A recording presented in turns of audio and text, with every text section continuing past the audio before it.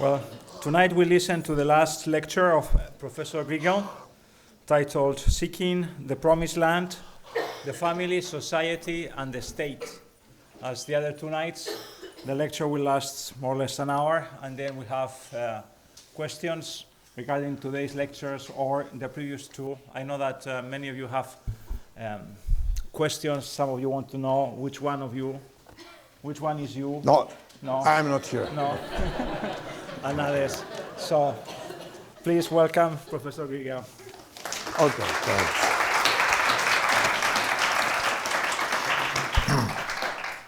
Okay, so the last time I say to you, good evening.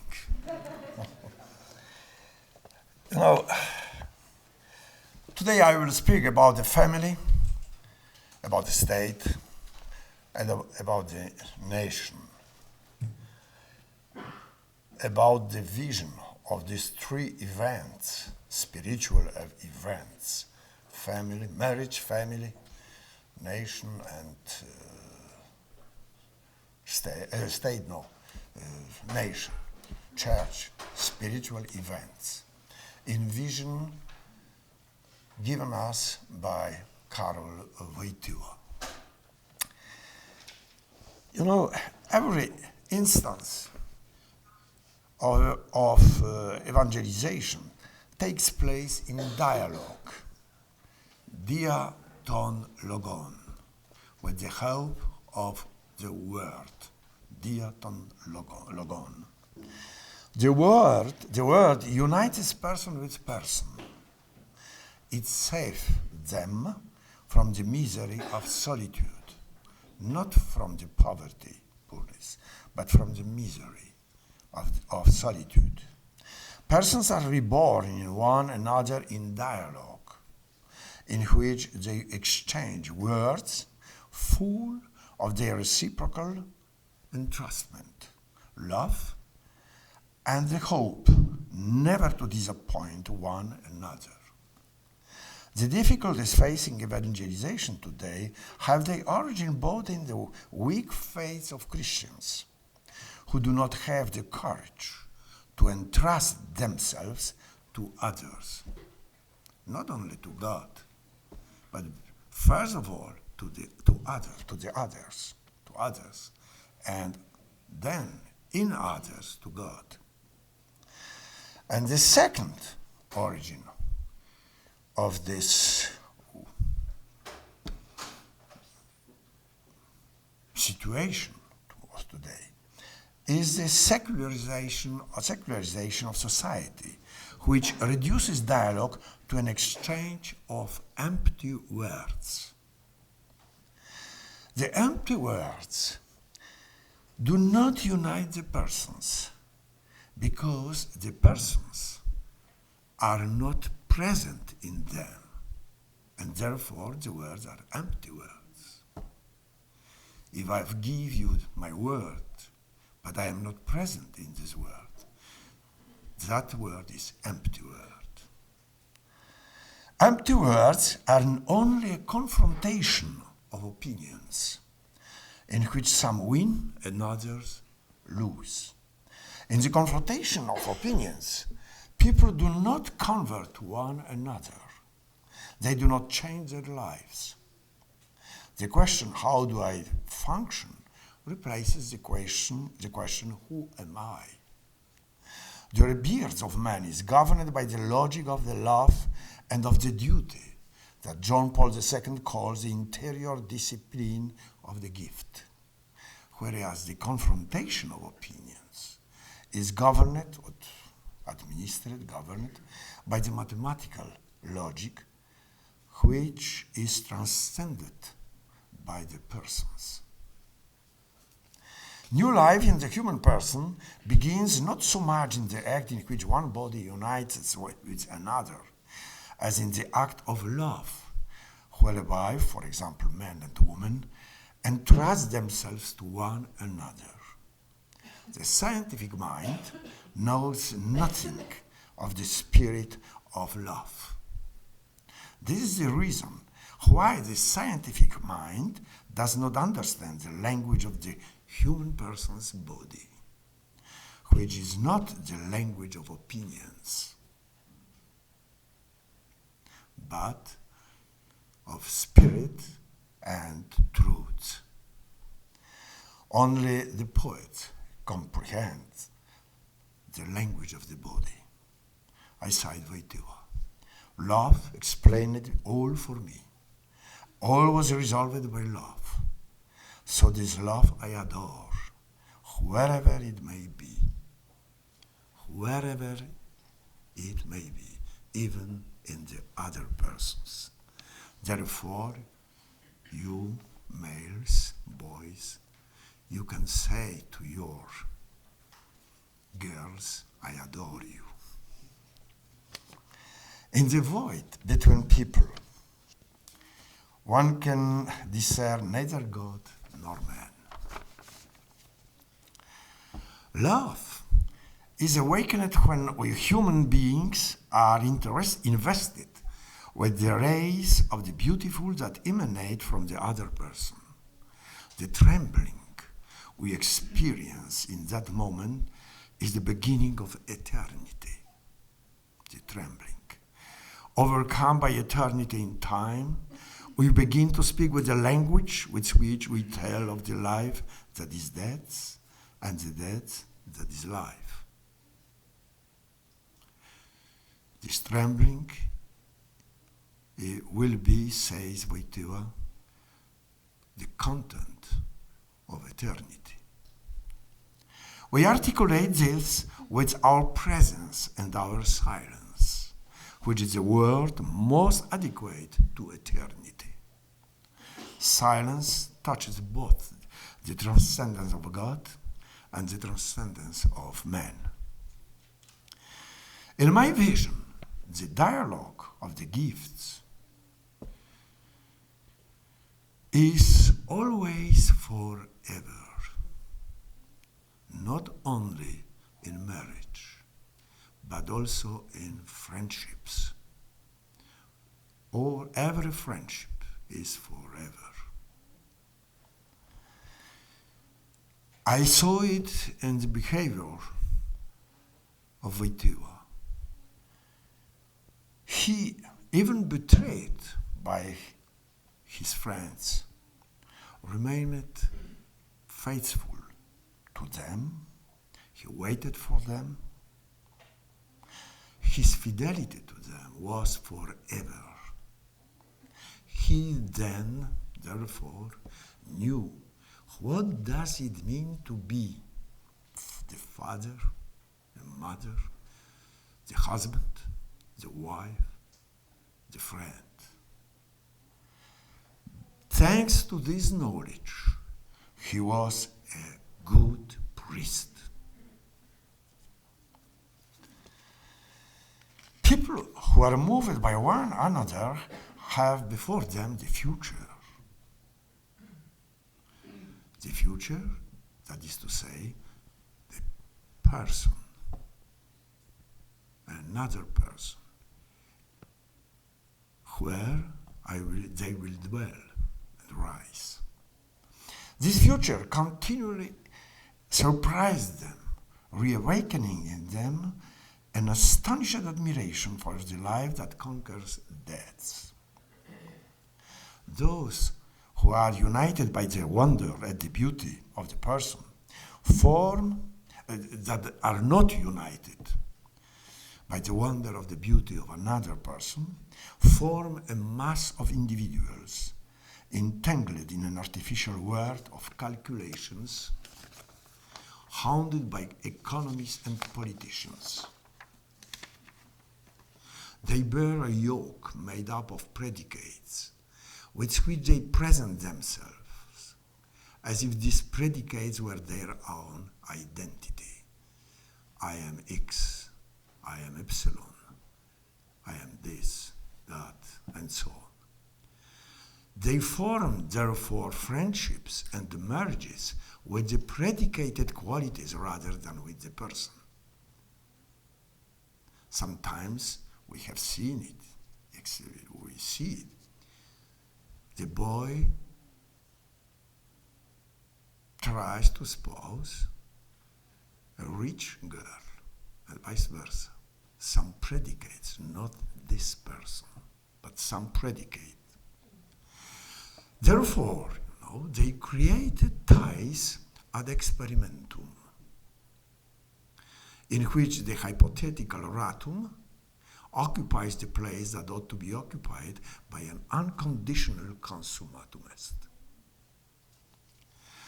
At times, this focus on predication is even understood to be the foundation of ontology, deforming man with hypothetical feminine predicate and woman with hypothetical masculine predicate. That is the problem of our times. When man and woman are deformed, then marriage, the family, the nation, and even the church follow suit, insofar as the human enters in the latest constitution of church. I cite Wojtyla. We must wonder. We must create an environment of wonder. We must create a climate of wonder. This task is closest to the family. Wonder is needed so that beauty might enter into human life, into society and the nation. The beauty that is the foundation and the creative moment of the culture. It is impossible to create culture by administrative means. These means can only destroy it. We need to marvel at everything that is found in man. Then the culture is created in marriage, family, nation, and in the church. Those who do not marvel at the beauty do not rise above the earth. They do not live in hope, since only the beauty of the person promises us eternity. They are unable to take in marriage another person. They are unable to create a family and society because of their predicativism. The beauty of the human person reveals itself in the space created by the differences that distinguish and unite people. The differences distinguish and unite the people. The task of the new evangelization consists in teaching people to see themselves in the light of these differences, especially in the light of the fundamental difference, sexual difference. In the space of sexual difference, man and woman give themselves to one another according to the logic of the beauty of the flesh, of thought, and of actions, which orient the whole person to the beauty that glimpses only in reflection. Marriage comes into being in the wonder provoked in man and woman by the beauty that manifests itself in their sexual difference. A lack of love and marvel conceals out all realism in our vision of man. It cancels out justice itself. It keeps the person from setting out on the Pascal path to the birth in the other person. This is what scientists do not understand. In the name of justice separated from love, they invent idiotic marriages and families in the Greek sense of this word. Private interests. Love does not consist in subjecting oneself to circumstances and to commandments. It is love that commands. It consists in the struggle of the gift with the gift that is beyond decrees. The greater the love in marriage and the family, the less people need to be reminded of the commandments engraved in human nature. In love, people's lives unfold beyond ethically distinct good and evil. It is not ethics that governs life in God, the Father and God the Son. God the Father, God the Son, but rather love. The love in marriage and the family is an image of that love, Trinitarian love. A miserable darkness would fall over the world if man did not say to woman and woman to man, I am you, and you are me. In societies where subject-subject relations dominate between human beings, there is light. But darkness prevails wherever people's lives are subjected to subject-object relations. Marriages built on the dualism of subject and object produces Sartre's hell.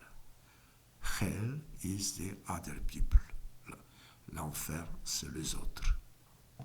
People who are not united by ties of love are not a task, a munus for one another, munus, task.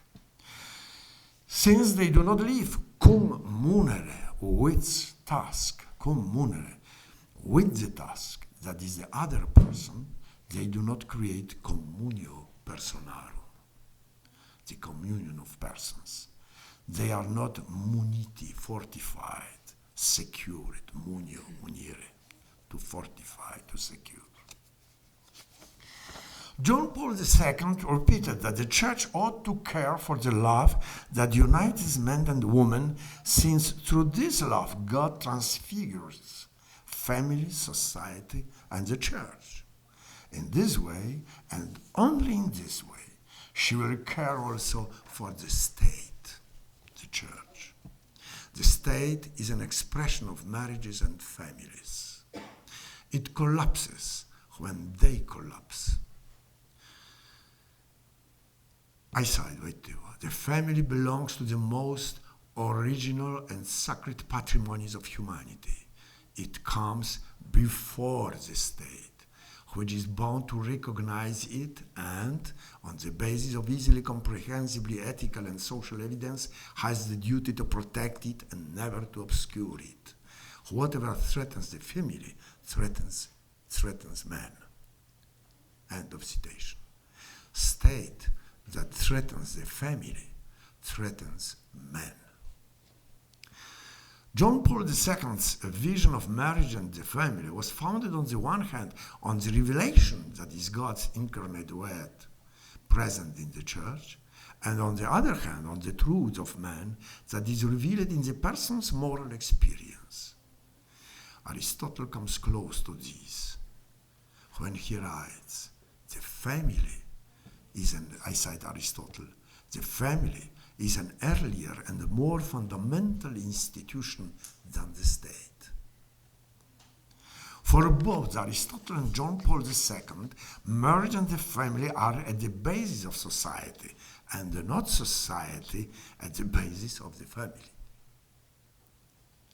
In the Eudemian Ethics, Aristotle writes, in the family are found the origins and the source of friendship, society, and justice.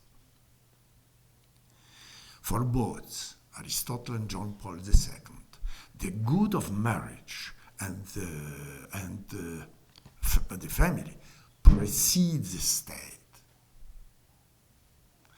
The good of marriage and the family are the state's raison d'être, and not vice versa.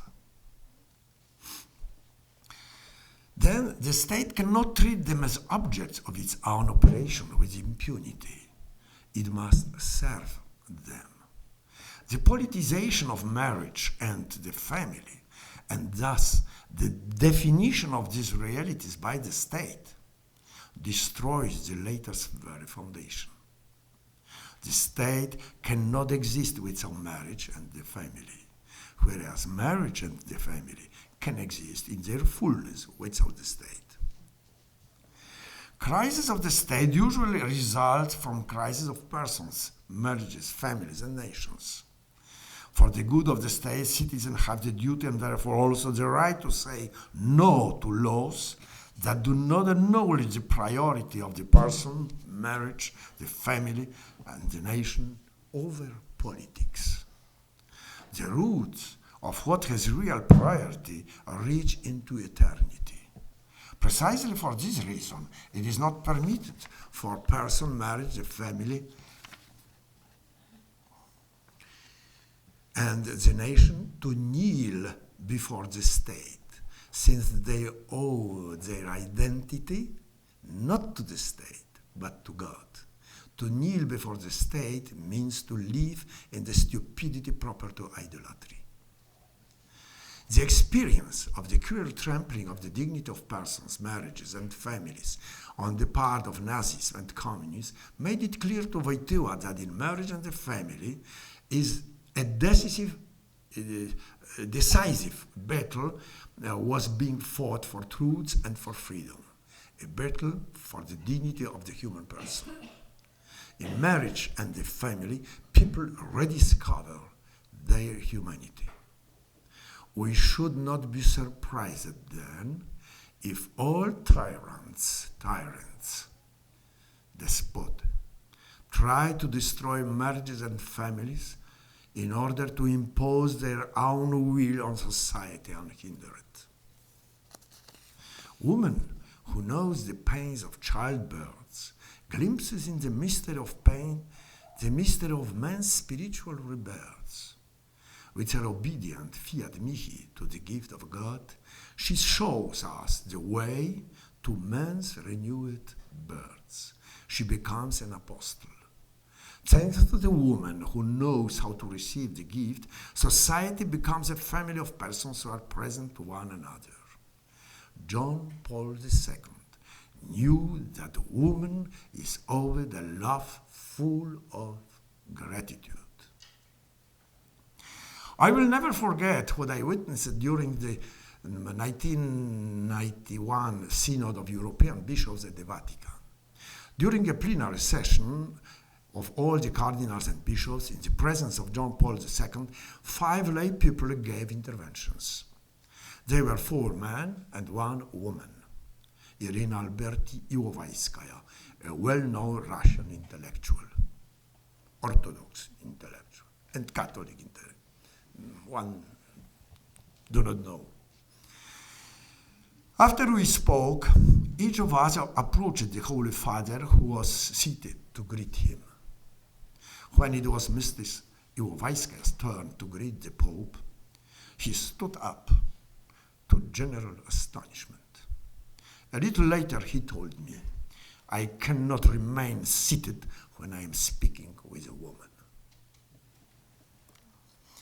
The woman's maternal love illumines for her children the path that leads to the father, Wojtyla thought. Woman, the mother, shows the way, hodigitria. Chaque mother, every mother, is hodigitria. Dante calls Beatrice dolce guida e cara, gentle and dear guide. Children who live ignorant of their father forget that they are brothers. They do not know how to be children. Woman, the mother, shows her child to perceive a great meaning in himself, that is, the father. A calling into question of the woman and the mother is and always will be a crisis of society. When man and woman, I cite Wojtyla, become one flesh, that wondrous union, they know that they have crossed the threshold of the greatest responsibility. And once they have crossed this threshold, they understand that love is not an adventure. For John Paul II, the love on which marriages and families are built is also that on which is built the church. I cite him. The lowest depths of my existence and its peak, the root which I trust into the past and the future alike. This love is our homeland. Without this homeland, every marriage, family, and society will be nothing but a juxtaposition of calculated and calculating individuals.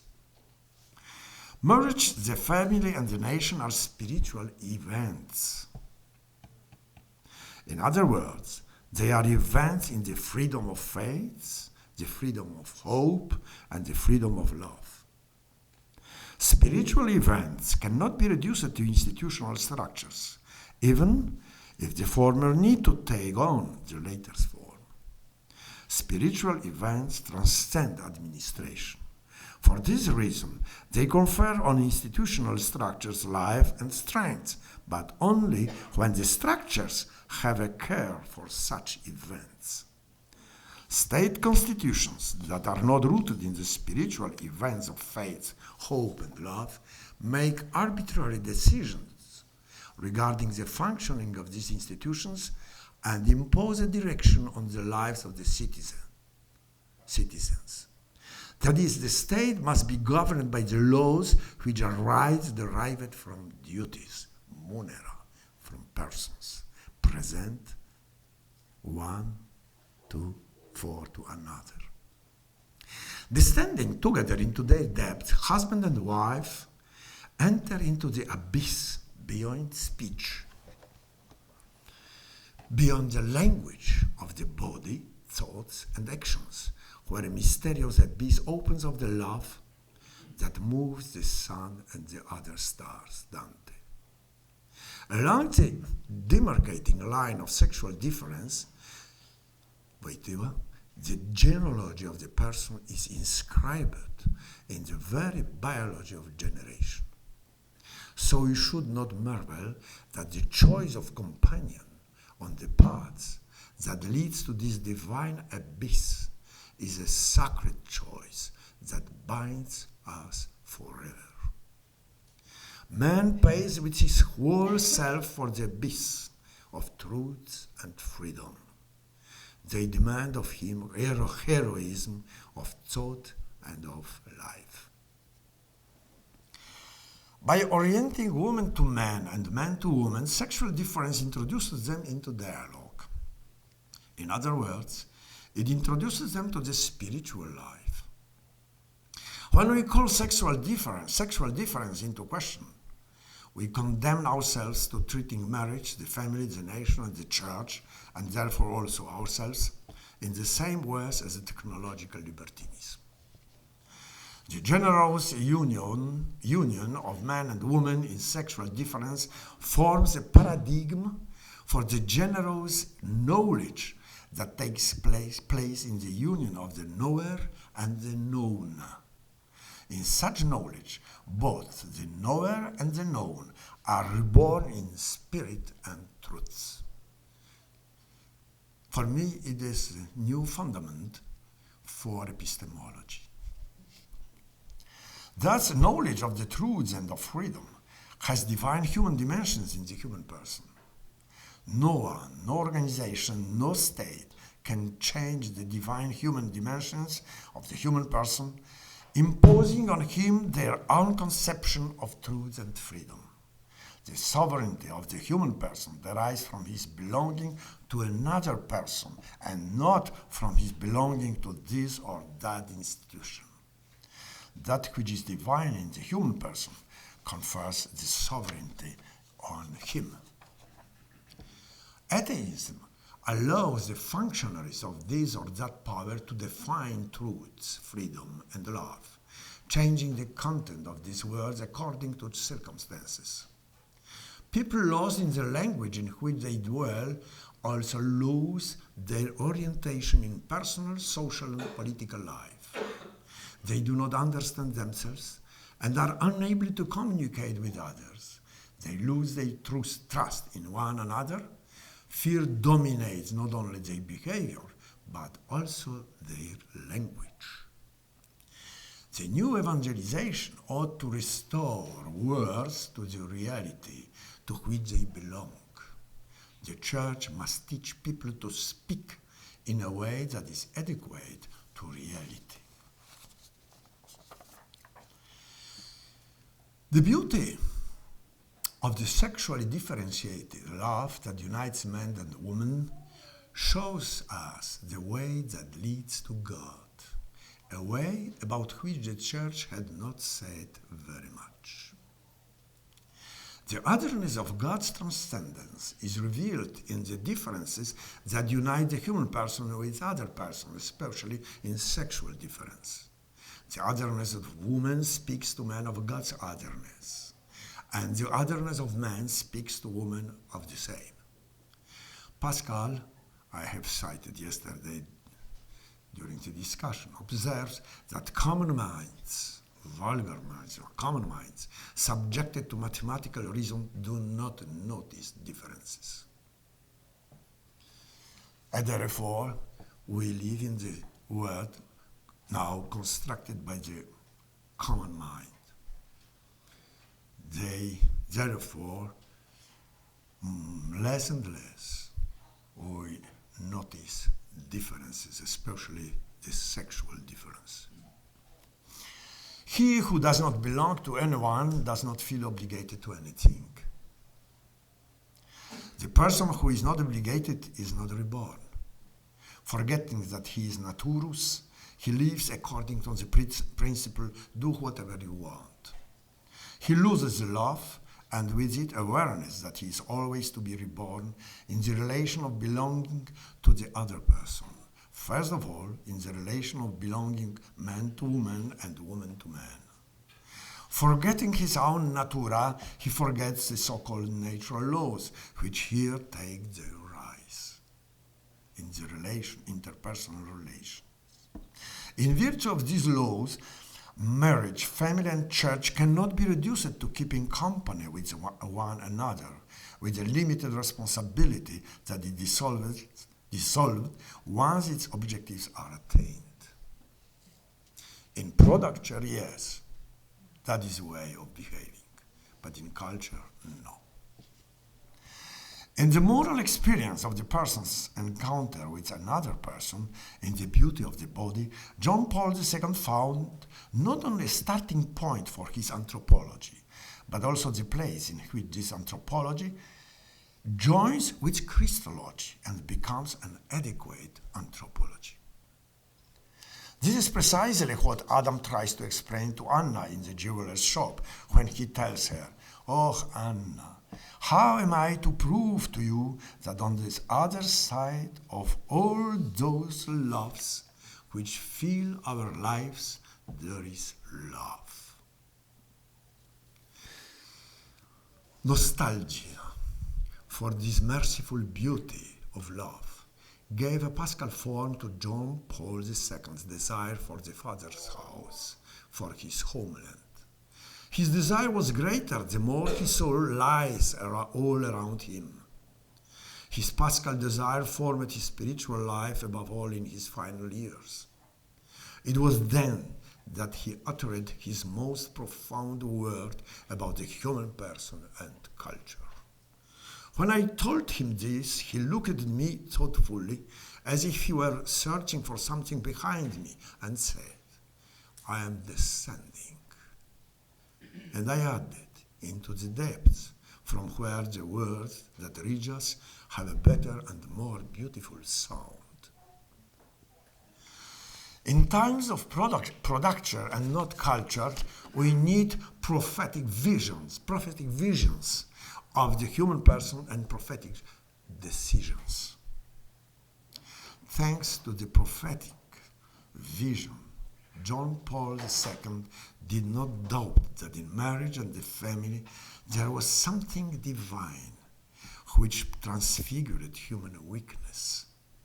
Therefore, only the word that God speaks does justice to marriage and the family.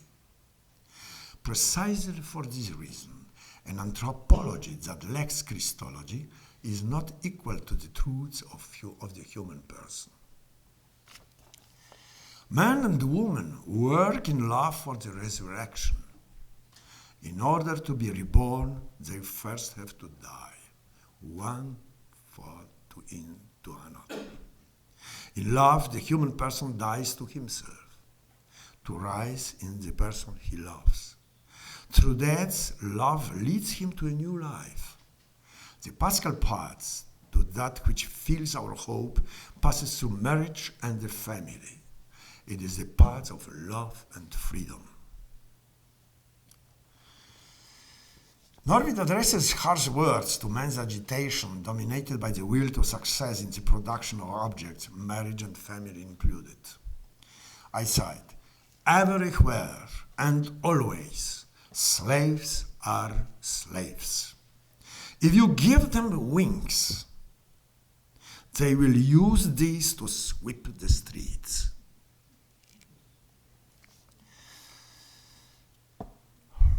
Look today how they are sweeping the streets with their broken wings of faith, hope, and love. Friendships, marriage, the family, and the nation are neither concepts nor ideas. If they were, we could think of them differently. We could impose other forms on them and perhaps even live without them. This is why we may not leave marriage and the family in the hands of politicians and the masses on which they depend, for they manipulate these realities. Marriage and the families are governed by a divine element present in the human person, by the love that is freedom and the freedom that is love. How are things now with Europe? In the mid-19th century, Proudhon had no doubt that Europe, shattered by rationalism, was about to enter into a period of brute force and contempt for principles, a period of carousing. 20 years later, in 1881, Norvid drew the conclusions of lifelong experience in a letter to a friend. I cite, "Europe is an old, stupid drunkard who every few years massacres and kills without any civil or moral result. It is incapable of building anything, stupid as a shoe, presumptuous, haughty, and inconsiderate. 10 million corpses, tears, and money bags full of false coins." And Europe is governed by people who unite freedom not with truths, but with the possibility of making the state function according to accidents and circumstances. Thus, they feel themselves to be not so much servants of the dignity of the human person, as servants of the unforeseeable result of happenings and of their gains.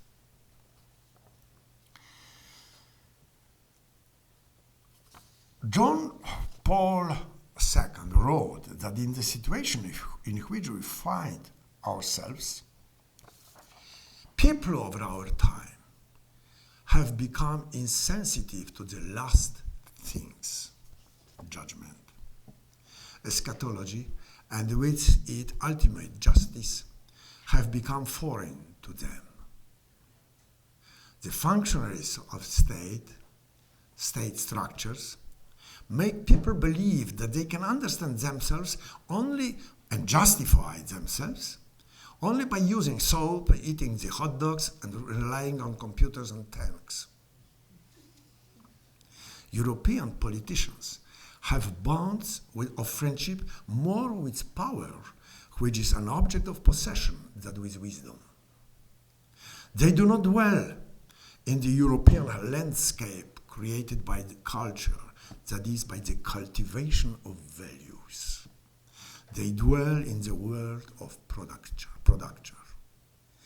The nation is born in culture and art, in a precise culture and in the poetry that expresses its foundation, in what Wojtyla calls my country.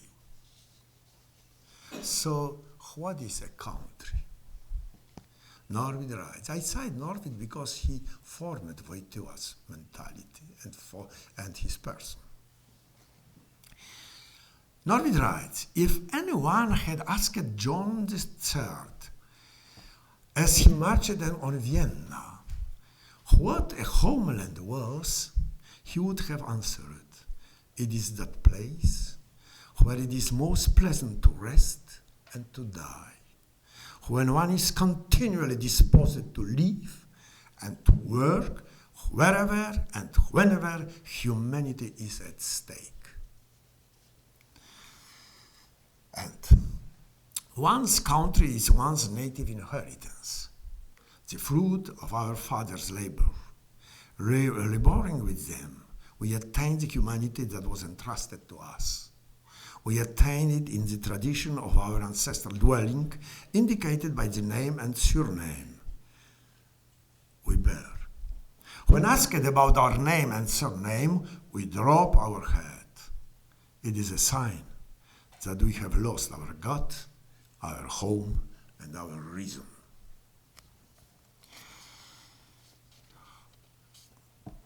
This home, in Polish language, when I ask, what is your name, the second name, I ask, what is your dignity?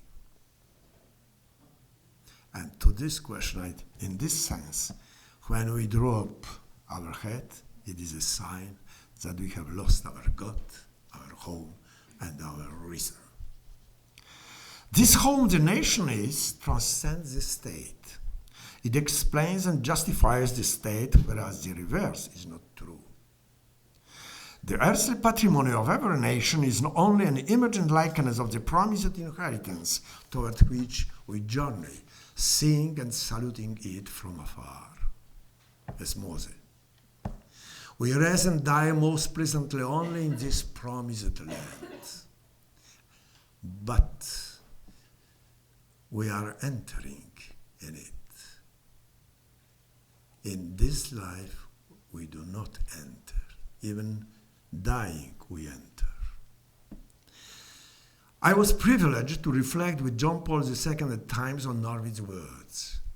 To be national, we have to be supranational. To be human, we have to be more than human. To be two and yet one. Why? John Paul II shows us his own experience of his country, Poland, in a speech given in Paris to the UNESCO. There is a fundamental sovereignty of society that is manifested in the culture of a nation. The nation can lose its state, but if it has the courage to remain in its own culture, sooner or later it will appear again as a state on the map of the world. This is what happened with both Poland and Israel. In the states based on production of soap, tanks, and the politicians behave inhumanly. They subject the sacred intim of the human person, which is his moral conscience, to political decisions. It is worthy to be remembered what the Polish King Sigismund Augustus said to the representatives of the Polish people. I am not the king of your consciences.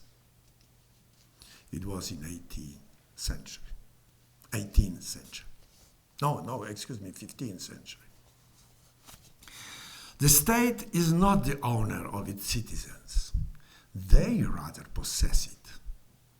It must not meddle, the state must not meddle in the mystery of human births or deaths or the choice of this or that mode of life. The state must simply regulate its citizens' facially so as to protect and aid the development of their esse and agere. That is, the state must protect and aid its citizens' love and knowledge, agere, love and knowledge of the beautiful truths and of the good that is just as beautiful. The state is secondary with respect to persons and the forms of interpersonal communion, for example, marriage and the family, in which human beings realize themselves as persons. State laws that are not rooted in the person and in his duties, which are derived from his belonging to other persons, are morally and culturally invalid. It is our tragedy that having no politician like Socrates, we have many like Caligula and his horse, which was nominated by him as senator. Oh, we have many now horse senators. In Europe, no, in the United States, I do not know. They unbind politics from truth and transform it into something absolute. They make it dissolute, absolute dissolute. Antisthenes of Athens had them in mind when he counseled his fellow citizens to vote for the transformation of donkeys into horses. And that is what we are doing, voting. A dissolute politics, that is a politics that has been made sacrum, is founded on the principle professed by the wicked in the Book of Wisdom. Let our might be our law of right, for what is weak proves itself to be useless. John Paul II meant precisely this when, in response to a journalist's question about the formation of politicians, he said, "To be a Christian, one has to be holy. To be a Christian politician, one has to be all the more holy." So it is not surprising that instead of statesmen, we have many crude politicians who destroy that moral unity without which political parties are like gangs or polemical camps whose fiery discord and whose reality is the smoke of words. John Paul II was aware that the art of governing, ars governandi, is a spiritual event. He understood politics and economics through the question, what is man? To understand man, I say Wojtyla, we must enter into the light of the mystery. To understand the nation, we must go to its sanctuary. End of citation. Culture always has a religious character. You know. John Paul II proclaimed a social doctrine based not on the facet of ecclesiastical politics, but on the law of love, which alone is able to conquer fear and illegality. He judges the social politics of states with a gaze fixed on the dignity of the person. Man is older than the state. John Paul II encouraged lay people to participate in the political life of their country. But he also reminded them that as soon as they entered politics, they had to integrate their political activities with their spiritual life so that the justice they pursued would be justice rendered to the human person. If we wish to see the dawn of a new and undivided Europe, we need a vision of Europe as a spiritual material unity. Europe is a spiritual and cultural event. Europe is a great exodus from every momentary situation to the transcendence that seduces it. Europe is rooted in the transcendence that seduced it, like Zeus, who took on the form of the bull to ravish Europa, the daughter of the king of Tyre. Europe ascends the hill where it strikes root in the earth under the cross. It ascends the Areopagus, where it put down roots in the Greek desire for truths, a desire that gave form to Athens' thought. Following the requirements of the social order, it put down roots in Rome's juridical order, which still serves as the fundamental structure of European institutions. Europe continues to put down roots, but its ideal only shines like the dawn in those who build it up. The borders of the event, which is called Europe, are traced out by truth and the love of freedom in the hearts of characters of persons. These borders must defend nations and the families. And inside these borders, we ought to build the oikos, the home or dwelling place.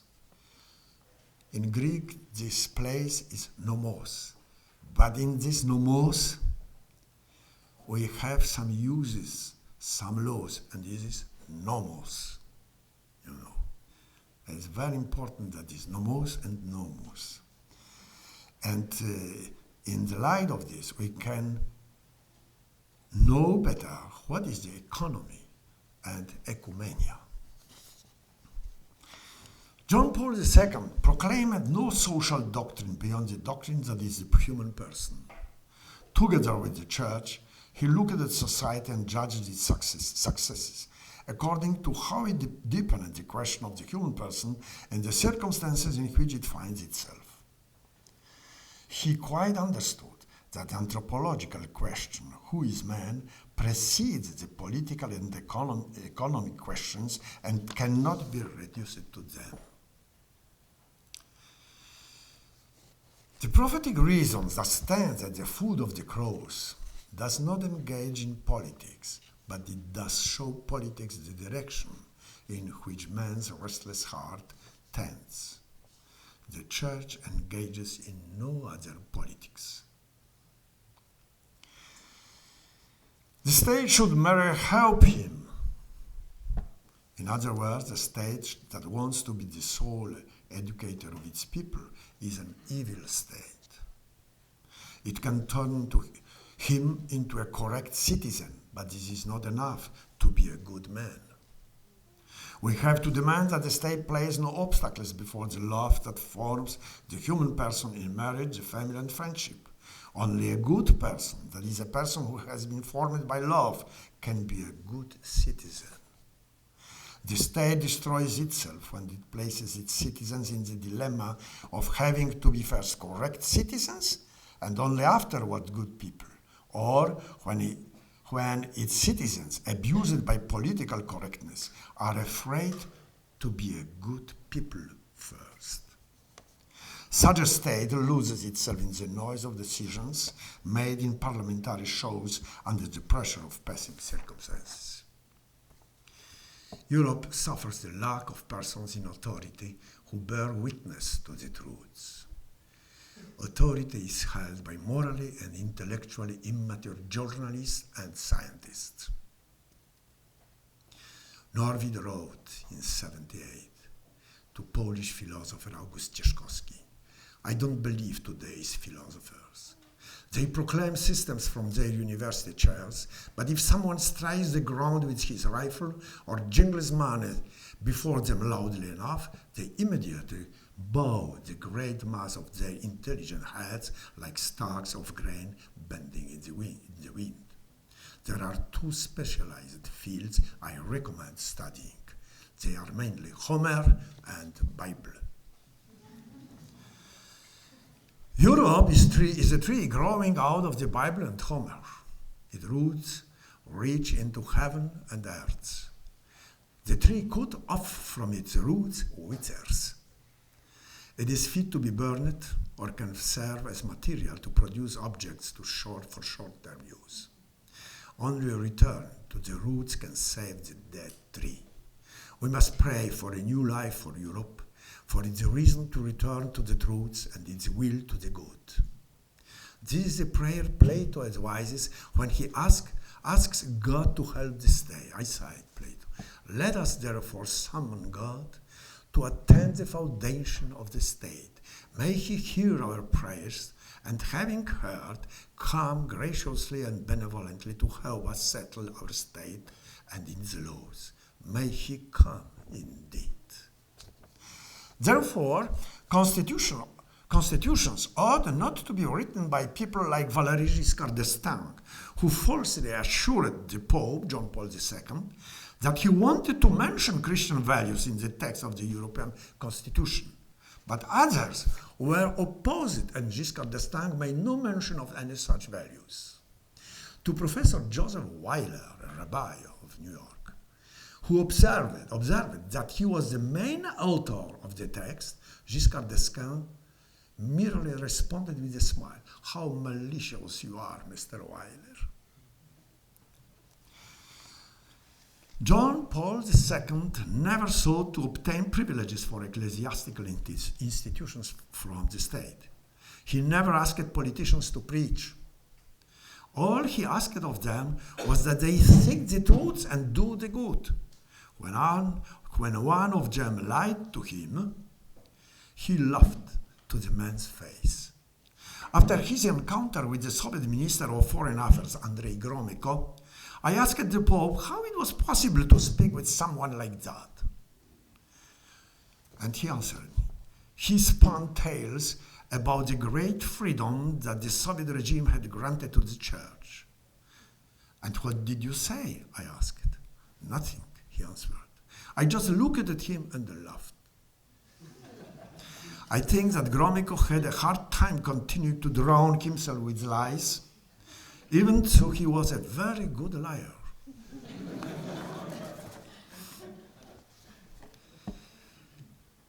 I will remind you once more again one text of Norvid that can help you to understand our situation. I cite, "We must not think that it is possible to be at once democratic, godless, and faithless. We must not bow to circumstance and make truth wait at the door." And these questions are to some extent linked to the question, what will remain in our personal and social life after the great event that was the pontificate of John Paul II? Will our answer do justice to his teaching, which was present among us? 3 weeks, I finish, pay patience. 3 weeks before the death of Hans Urs von Balthasar, the Swiss theologian, and this Swiss theologian said something to me in a private conversation that helped me to understand better the person and the act of John Paul II. They say, said to me Balthasar, they say that I have created something new in theology. That is not true. I did not do anything new. Everything that I wrote, I found in the poets or heard from Adrian von Speyer. Now, reading the text of John Paul II, I see that I would have to change a lot of things in my theological thinking. Unfortunately, I am too old and I don't have the strength to be able to do this. After 3 weeks, he died. When, after Balthasar's death, I repeated the great theologian's words to John Paul II, he asked me, "He really said this?" I said, "Yes, but unfortunately, he's not here anymore. So that does not matter," he interrupted the Pope. "It matters to me that he said it." Karol Wojtyla's questions about the truths of man were transfigured in the prayer. For me, you know, the metaphysics based on the excuse me,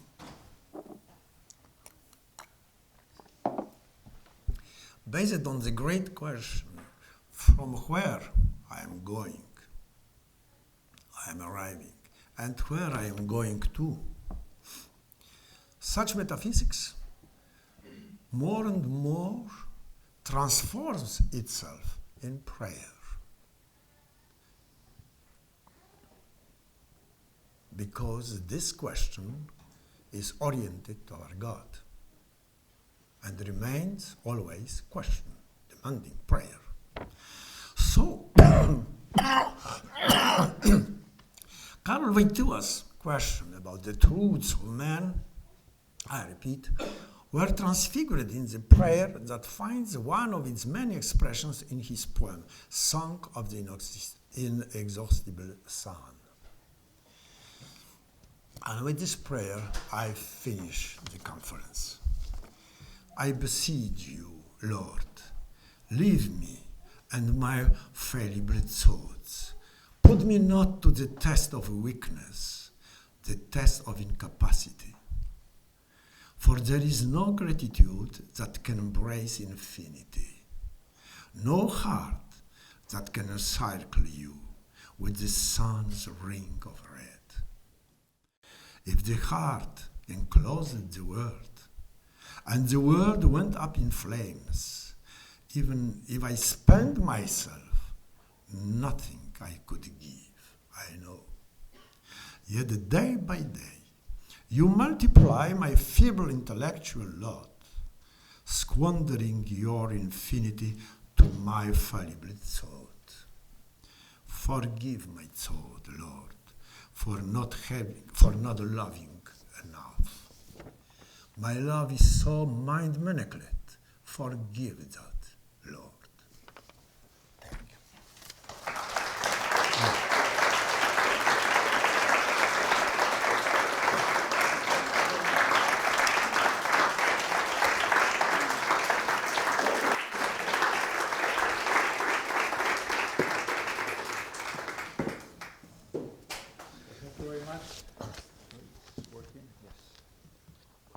No? Bah. Not working. Well, It's, since I don't have the microphone, no, it is not just production, not culture. Nothing.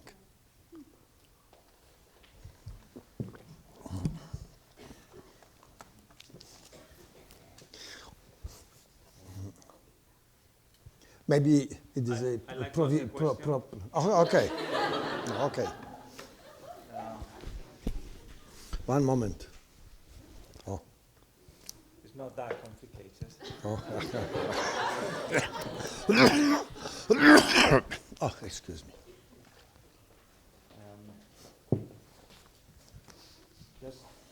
Just to follow up with. Nice. Oh, okay. No. Now we have 3 microphones, 3 questions. So it's just to continue with how you finished, that you could speak more to this transformation of metaphysics in prayer. If you could say more what that means. Also, because I remember what you said at some point yesterday, I believe, that we think, you said something like this, we think logically only under the cross. Right. So with this statement that metaphysics transforms itself in prayer, that we think logically only under the cross, and your emphasis on silence, right? I guess all this comes to me with this question. So what is thinking? What does it mean to think? You know, and then how John Paul II taught you not to enter into this. Oh. Thank you very much for this question.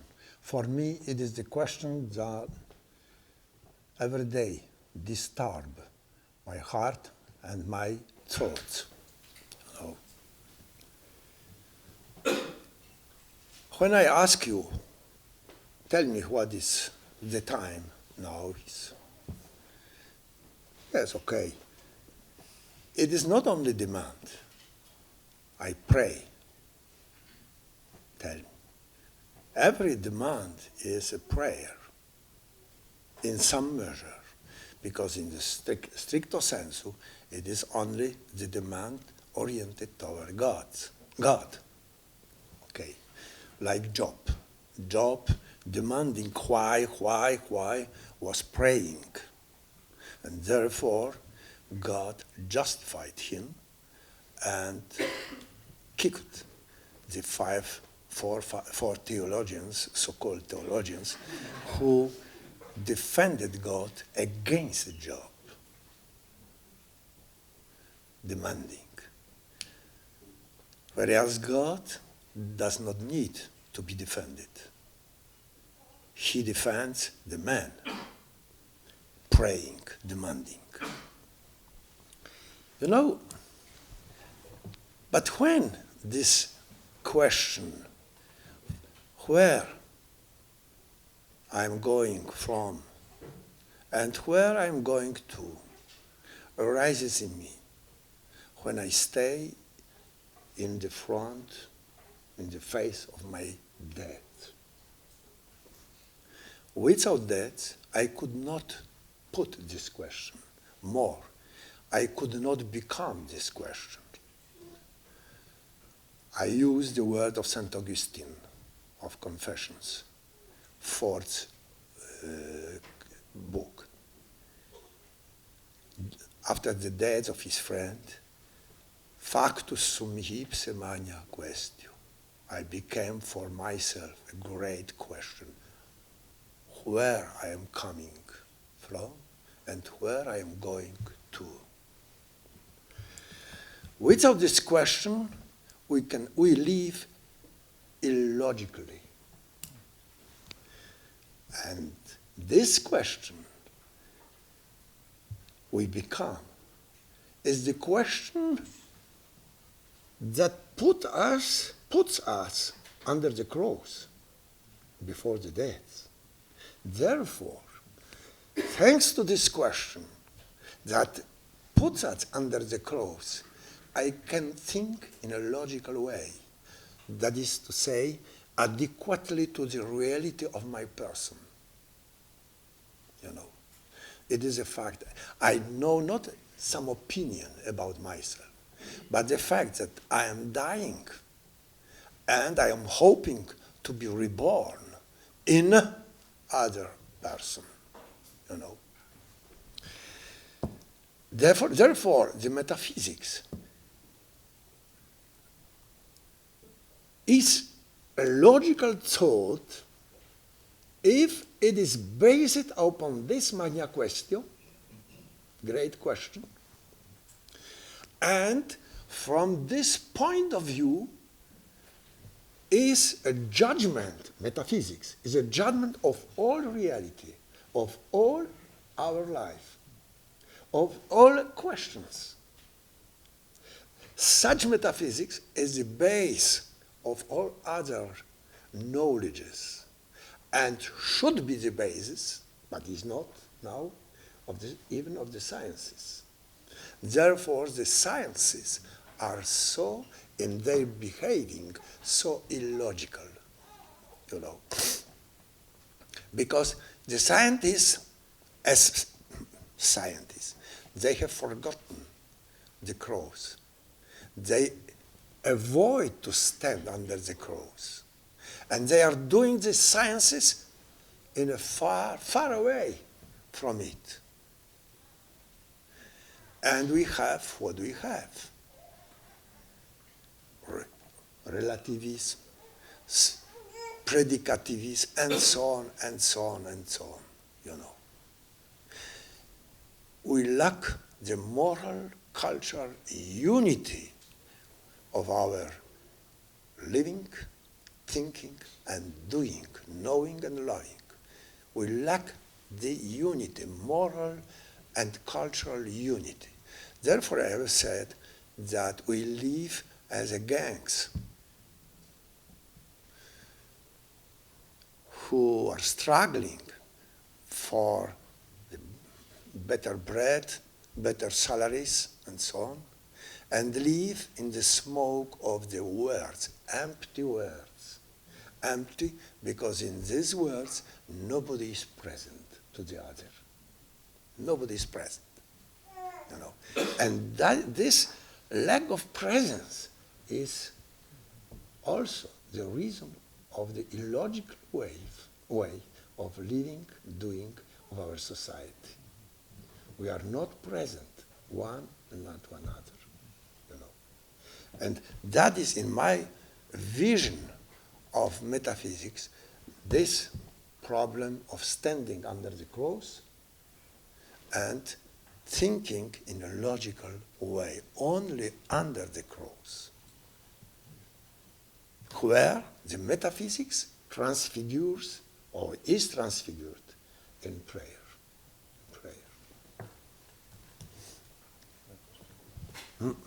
Take it. No, it's coming. I just follow up to this question.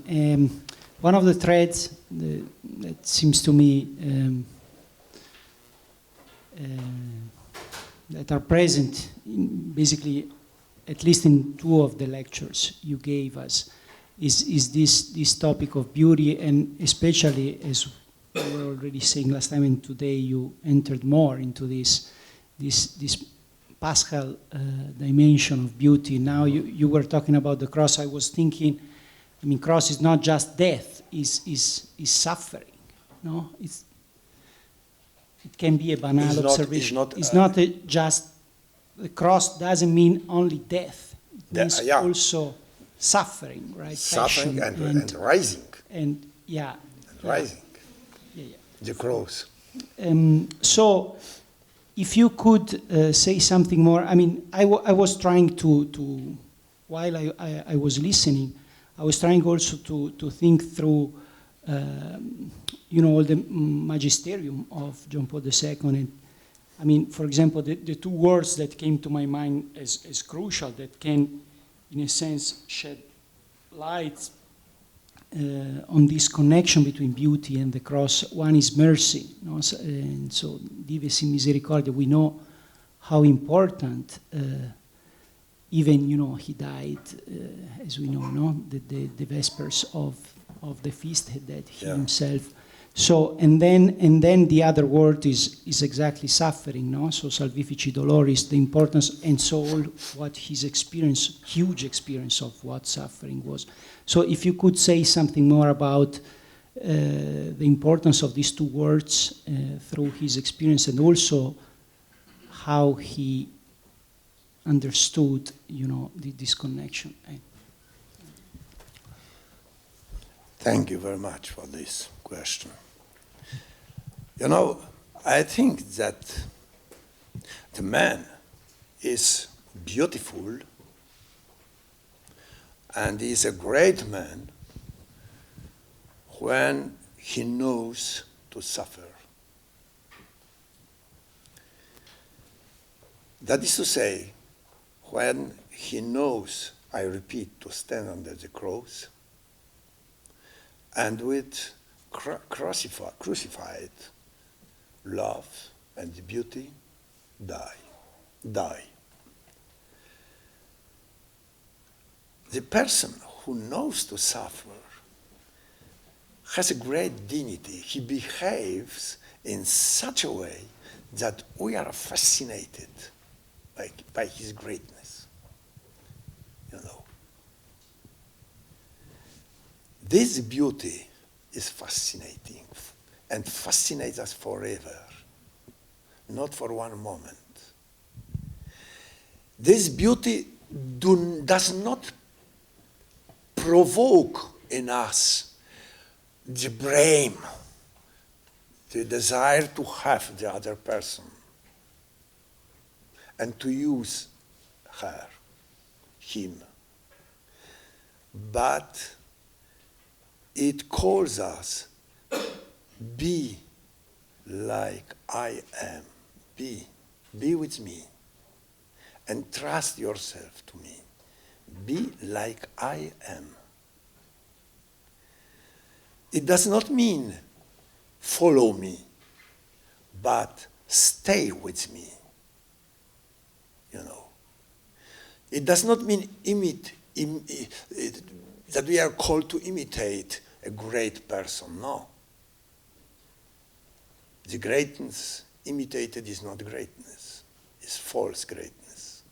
He calls us to stay with him, with such person, great person. And I cited, you remember, the prayer Adam Fraser and afterwards brother Albert Milowski recites to Jesus Christ, painted by himself, by this Adam. Ecce Homo is the title of this painting. You can find it in Krakow. You are so beautiful, the most beautiful among the sons, human sons. You are destroyed. You are already dying. And yet, never has been seen and will be seen such beauty. And such beauty is called, he says, mercy. You know. It seems to me that when you meet a great person that knows to suffer, you feel that this person embraces you with mercy. And when you look, for example, at the stars of television and so on, of Hollywood, you know, you are only incited, but you do not feel that this star, this beautiful, maybe formerly girl, is embracing you with mercy. No, no mercy. Therefore, that is not love. You know, that is only provocation, incitation. Use me, and I will use you. That is all. You know. Love, beautiful. The beauty defends us. You know, when you meet a beautiful girl in this sense of word, that she is great and her look embraces you with mercy, you become shy, timid. No, you will not dare to touch her even. No. Her beauty, mercy, defends herself, and you are defended by this beauty, mercy, of which this girl is epiphany, revelation. No? In this sense, I told and I spoke about the beautiful, about the beauty. God is pure mercy. And I think that anthropology should be based on the experience of such beautiful, of such beauty, reflects it in all human persons, in all beings, in all flowers, trees, and so on and so on and so on.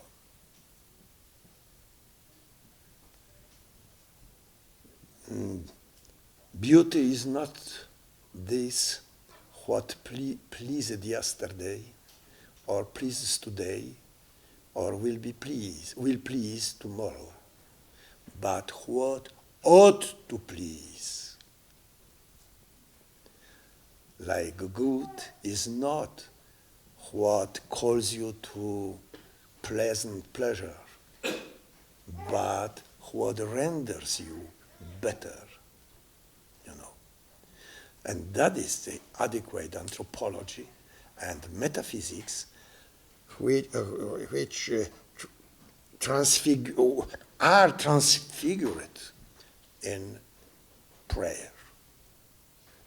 At the beginning, they are already prayer, but more and more they manifest their nature of being the prayer.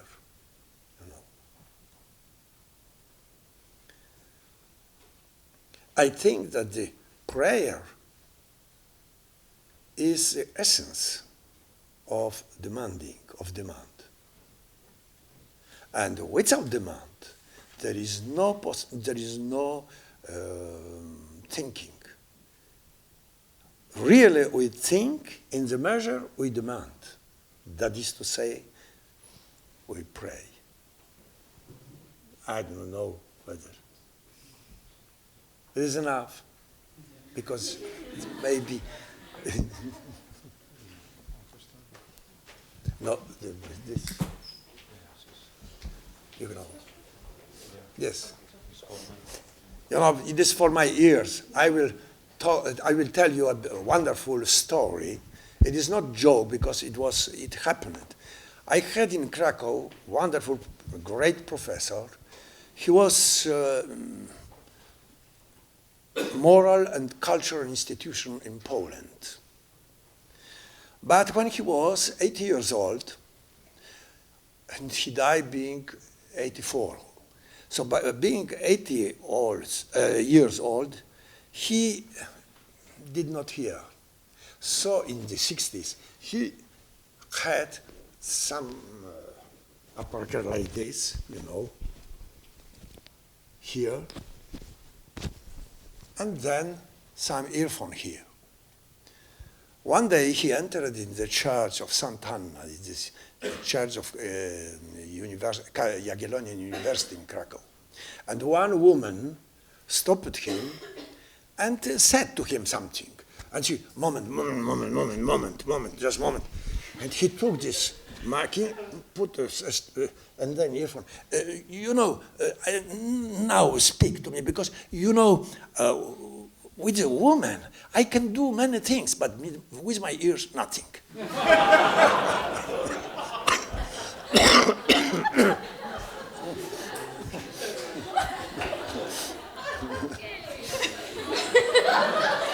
And I will add, because he was professor before the Second World War. During 1 year, he was professor of Karol Wojtyla as well, when he studied the literature, Polish literature.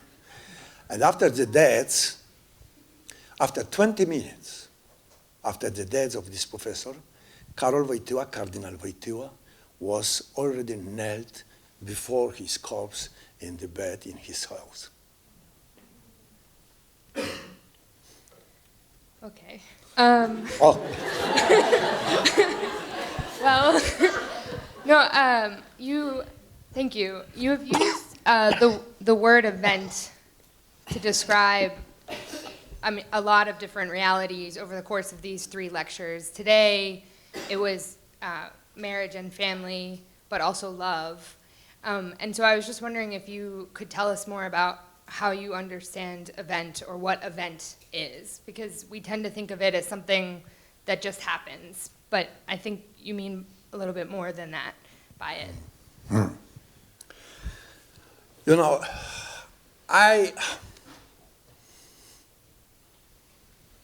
I distinguish, and this distinction for me is essential, the object and event. The object is what I have constructed, what I can possess, what I can obtain, get, what I can use to do something else.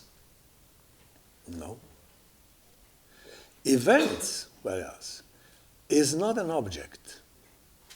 Is something in Latin was, it is theory that happens, theory to become, to become, that happens in my person. In my person. For example, love.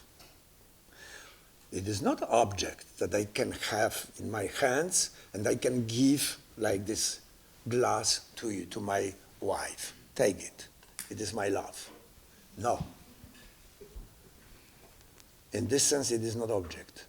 The love is all my being becoming myself. Therefore, it has spiritual nature because it is for the other. It happens in the dialogue with the others, In the Holy Trinity, I am not theologian, I fear Professor Schindler here and the others. But in the Holy Trinity, there is no trace of objects. There is only pure event of love. Pure event. God is an action, is an not becoming, because he is already who he is. But it is, I do not know how to call it. It is action, it is event of love, when he loves the man, he gives him this event. He is his love. God gives me, I believe, the way Professor Schindler can correct me, I don't know whether I am heretical or no. But, You're in good company.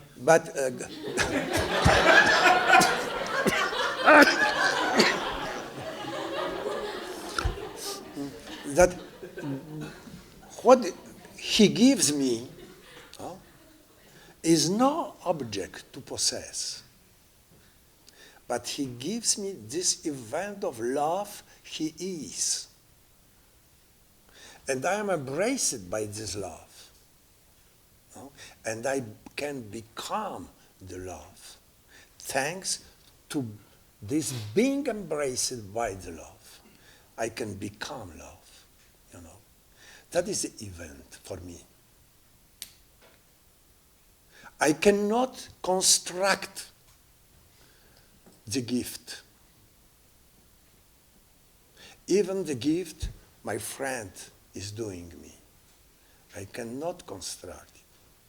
When the girl receives the flower from the boy, yes, she receives an object, the flower is.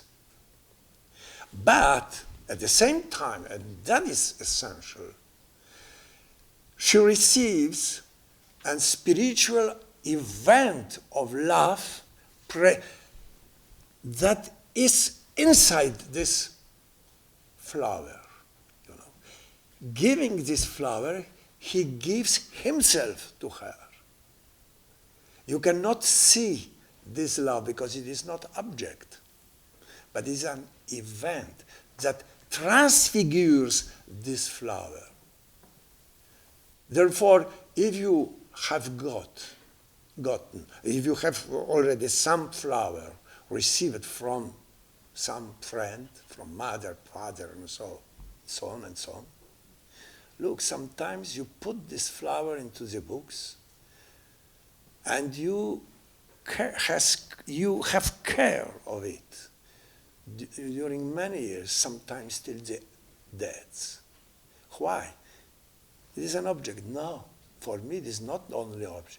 In this dry flower, there is my friend, my father, my mother, my wife, my husband. That is event for me. Who did not live such event cannot understand what it is, because he thinks only in this objective way, object, how to possess, and so on and so on. The society of today's society, does not understand events, such events. They understand only objects it has already constructed. Its own constructions, it understood the society. No. But not these events, The event is like the wind, like a breath, That is an event. You do not know from where it comes, where it goes. No. But you feel it. You live it. You live it. And without such events, I think that our life would have no sense and no meaning. We will be miserable, that is to say, maybe very rich, but miserable because alone. Not solitary, because it is quite different, but alone. We would have nobody to whom we could go. That is this distinction. One last question, Dr. Atkinson.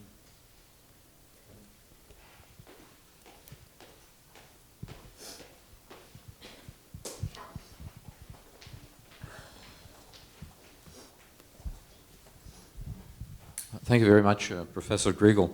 I'd like to go back to there was a phrase that you used in your first answer, and when you were speaking of it in the lecture, I was really struck by it. You had said that we are meant for dialogue, but what we now have often is nothing other than an exchange of empty words if we are not present. Looking at our modern world, it seems like our world is filled overwhelmingly with empty words. There's rarely a time when we have a word spoken behind which there is a presence. So my question basically is, how do we, in the modern context, how do we become present to others? And the problem, it would seem to me, is that to be present to others, we first of all have to be present to ourselves. We have to know ourselves. But we live in a society which mitigates against that. At virtually every level, we're filled with noise and motion, and there's almost no time to truly come to know ourselves. Part of that is that, and somehow we're being denatured, if I can put it that way. We certainly are being technologized, if that's a verb. Mm-hmm. I'm sure it isn't.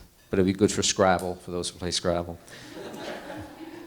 So my question is then, with this great difficulty and all these barriers, how can we begin to be present to ourselves in a fallen world, and given the culture we live in, so that we can be present to God and then to others? Thank you. Thanks. It is a very important but very difficult question, but I will try to answer in this way. I do not distinguish so much as you have done the presence for myself and the presence for the others. I think that I become aware of myself, self-awareness, when I am aware of the other person who is close to me and present for me, you know. I am not aware of myself when I am in the bedroom and look in the mirror myself. I am who I am. You. But it is a tautology. Tautology.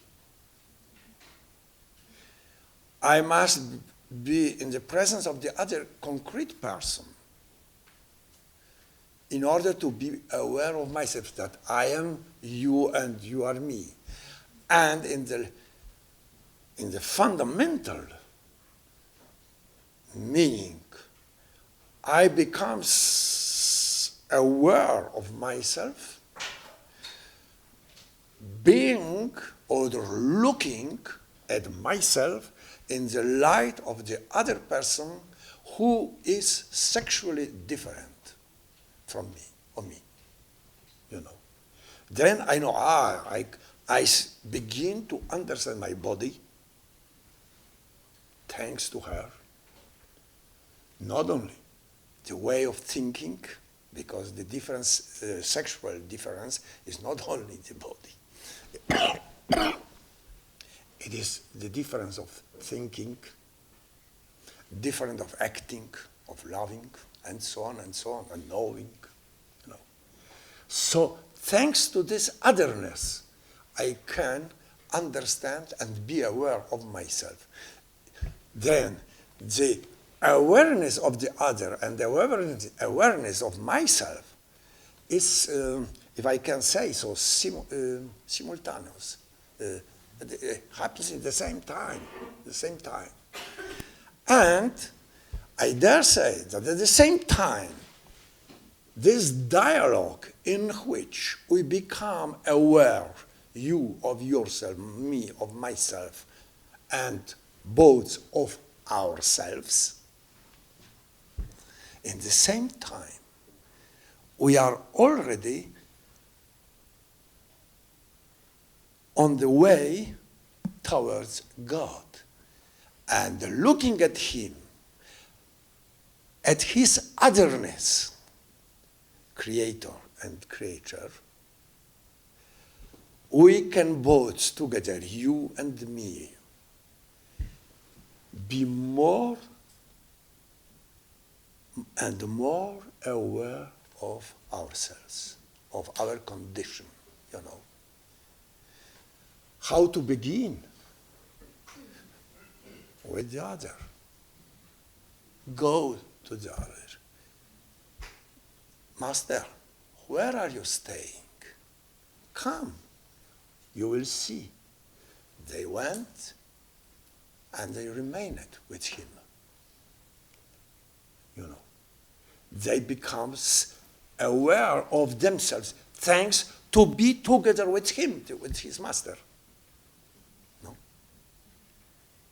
That is,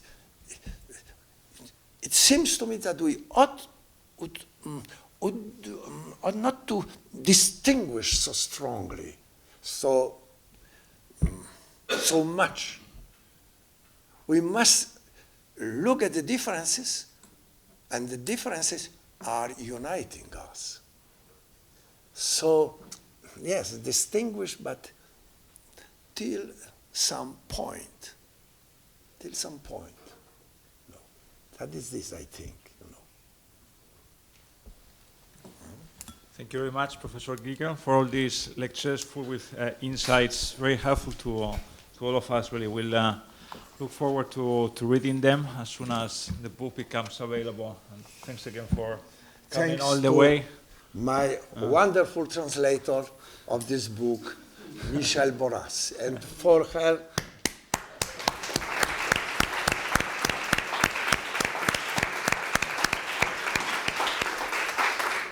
and this applause is provoked by me because after these conferences, I will add many thoughts to this. So, but it is a problem of self-awareness. You know. Thank you very much for your patience.